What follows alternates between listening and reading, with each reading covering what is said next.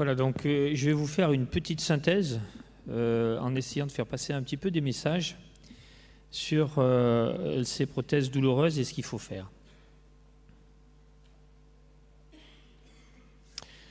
Alors, très rapidement, parce qu'évidemment, on ne va pas tout redire, le contexte et les quelques chiffres qu'on peut dire, c'est que ça, c'est un vrai problème, hein, la reprise de prothèses de genoux. C'est 250 000 prothèses par an aux USA, avec 675% d'ici 2030 d'augmentation. Ça représente 85 000 prothèses à peu près en France. Ou plutôt sur les 85 000 de prothèses de mise en France, il y a 8%, soit 7 000 prothèses qui vont nécessiter une révision. Alors, il faut revenir à ce camembert qui, à mon avis, cette répartition des étiologies est très importante. Et la chose essentielle, c'est que quand même, et quoi qu'il en soit, la première étiologie de tout ça, c'est quand même le sepsis. Vous voyez qu'on a 30% environ de sepsis qui explique ces douleurs. Et qu'ensuite, il y a d'autres causes, et que finalement, on a 4 causes qui représentent à peu près 75% des reprises, que sont l'infection, le décèlement, la raideur et la pathologie de l'appareil extenseur. Et vous voyez que ces douleurs, qu'on a appelées les douleurs, parce que ce sont des douleurs pures, c'est-à-dire, évidemment, toutes les révisions de prothèses ou toutes les pathologies qui amènent à réviser les prothèses sont douloureuses, mais il existe une catégorie de patients pour lesquels il n'y a que des douleurs, et qu'on les dit inexpliquées dans 12%, mais qu'en fait, quand on regarde un peu et qu'on essaye de pousser un peu le bilan, elles restent inexpliquées dans à peu près 60% de notre série, et elles s'expliquent par un bilan poussé dans 40% des cas. Donc le sepsis, c'est ce qu'il faut traquer, parce que c'est l'étiologie principale, et parce que c'est aussi l'étiologie principale de reprise, c'est-à-dire d'échec des reprises de prothèses.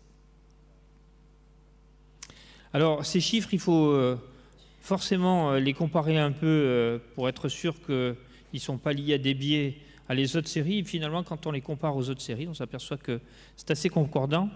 La série LSKS est un peu plus élevée sur les sepsis. Il y a probablement un effet biais lié au fait qu'un des gros centres qui a participé, c'est la Croix-Rousse. Et la Croix-Rousse est centre de référence dans la prise en charge des pathologies infectieuses. Et donc, c'est ça qui probablement peut augmenter notre taux de sepsis. Alors, le problème des douleurs liées à une prothèse douloureuse, c'est un problème de stratégie.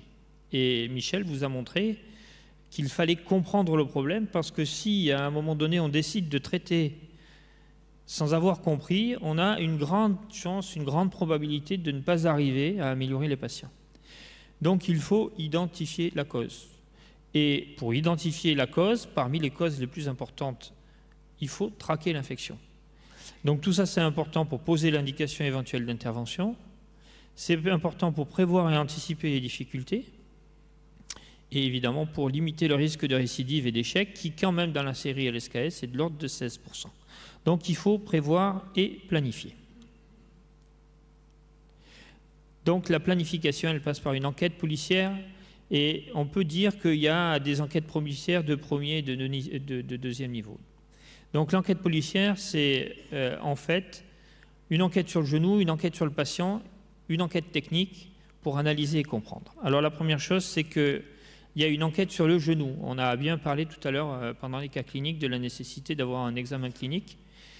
Et il y a une enquête sur l'historique. Et l'historique, on a vu que ça pouvait être important. On a vu que, par exemple, sur les allergies, le fait d'avoir des douleurs immédiatement après la chirurgie, ça évoque assez fortement sur des pathologies inflammatoires.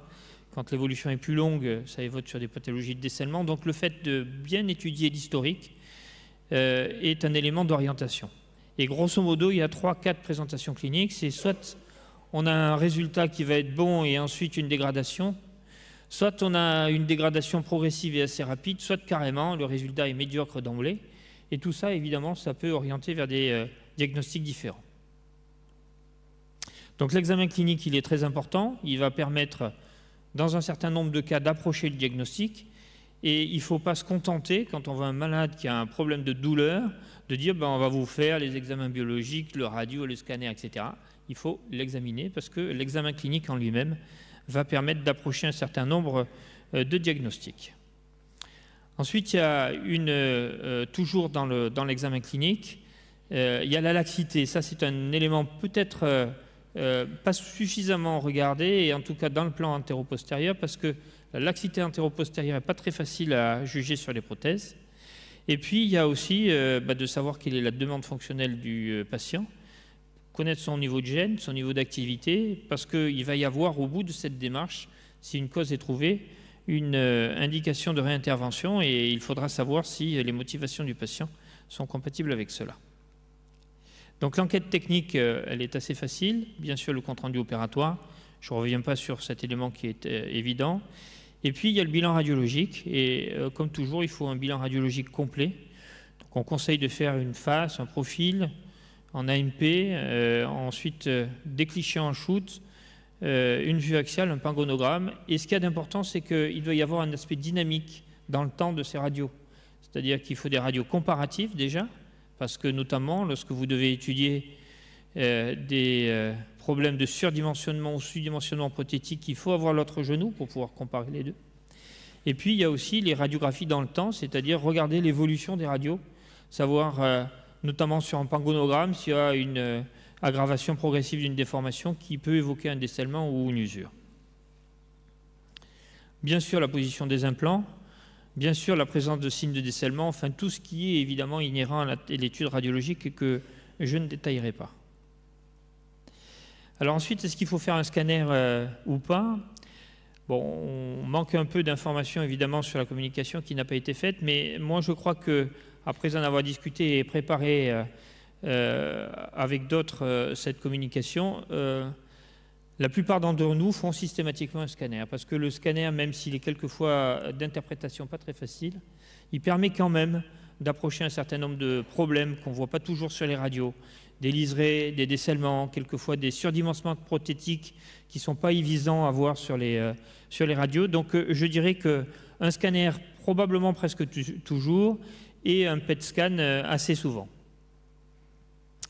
Il faut approfondir et se méfier des évidences et des choses trop simples. C'est ce qu'on a vu tout à l'heure. Si vous avez un malade qui vient vous voir avec une rotule non resurfacée ou avec un bouton rotulien qui ne va pas très bien, évitez de se focaliser sur ça et essayez d'approfondir aussi sur les choses d'à côté. Vous avez vu ce cas clinique tout à l'heure qui associait problème de rotule, problème d'axe avec ce valgus et le problème de surdimensionnement prothétique. Il faut toujours faire un bilan biologique. Et là, bon, on a appris des choses cet après-midi, en tout cas moi, avec Tristan Ferry. Je fais systématiquement une CRP en y attachant un intérêt particulier. Je me suis aperçu que la sensibilité, la spécificité, la valeur prédictive de cet examen était mauvaise. Et je pense que du coup, au vu de ce qui m'a été dit, je vais plus facilement maintenant faire des dédimères. Et puis ensuite, il y a d'autres examens. Mais je pense que les dédimères sont probablement quelque chose qu'il faut faire de plus souvent. Pour traquer l'infection, bien sûr, chaque fois que vous avez un épanchement, il faut ponctionner.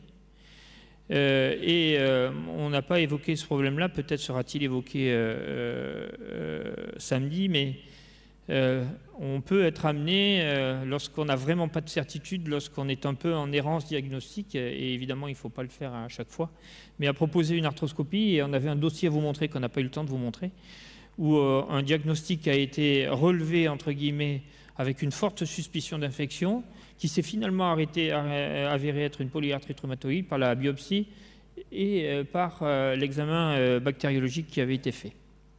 Et aussi, très important, s'assurer du bon process de votre examen qui a été fait.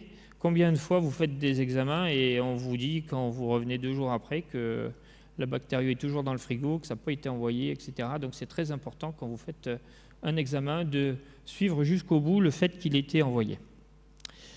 Donc ça, c'était l'enquête de premier niveau. Et puis après, quand vraiment vous n'arrivez pas à trouver, eh ben, il faut continuer à chercher.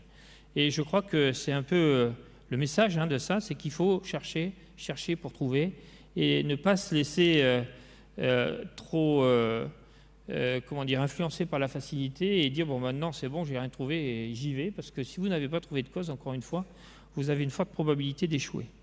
Donc après on fait les scintigraphies, on peut faire des radiographies en stress, on peut faire de la biologie, on ne nous a pas parlé de la PCR universelle, peut-être en reparlerons-nous, l'échographie et l'arthroscopie qui peuvent être utilisées. Donc en fait, il y a un bilan protocolisé à faire. Moi, ce que je vous propose, c'est que j'attendais un peu d'avoir toutes les communications de tout le monde pour essayer de faire une fiche actualisée de ce qu'il faut faire lorsqu'on a une prothèse totale de genou douloureuse. Et donc, on fera ça en post-congrès et on mettra ça sur le site de la LSKS. Et puis après, une fois qu'on a compris, il n'y a plus qu'à voir les choix techniques et comment faire. Et comment on fait, ça va être un petit peu l'objet de ce qui va être fait demain. Voilà, je vous remercie.